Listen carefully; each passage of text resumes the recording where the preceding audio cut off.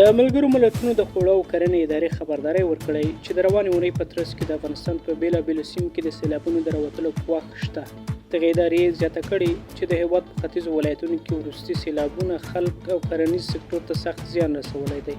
د ملګرو ملتونو دغه اداره همداراز وایي چې دا مهال د سېلابونو د اغېزو ارزونه کوي او له خپلو شریکانو سره دې ته چمتو دی څو له زیانمنو سره مرسته وکړي.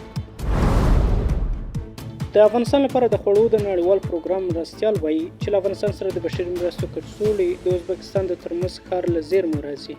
نوموړي زیاته کړې چې په ترمز کې نوي لوجستیکي بنسټونه او پیاوړي سیمه ییز وړتیا دا سیمه د افغانستان لپاره د مرستو د پراخ انتقال لپاره په یو باوري ځای بدله کړې ده. ورته مهال د ملګرو ملتونو د خوړو کرنې اداره وایي چې دا لوجستیکي مرکز د ازبکستان له اورګاډي سره نښلول شوی او دا کار افغانستان ته د خوړو او بشري مرستو د چټک او ارزانه لیږد لپاره حیاتي ګڼل کېږي. د ملګرو ملتونو د بیړني غبرګون مرکزي صندوق په افغانستان کې د وچکالۍ پر وړاندې د مخنیوي اقداماتو او د افغاني ټولنې د ملاتړ لپاره د 1.1 میلیونه ډالر مرسته کړې ده. د خوړو نړیوال پروګرام وایي د دې مرستو څخه به په فاریاب ولایت کې له وچکالۍ سره د مبارزې په برخه کې 8,000 کورنۍ برخمنې شي او همداراز هغه کورنۍ چې ښځینه سرپرستانې لري هم دغه مرستې به ترلاسه کړي.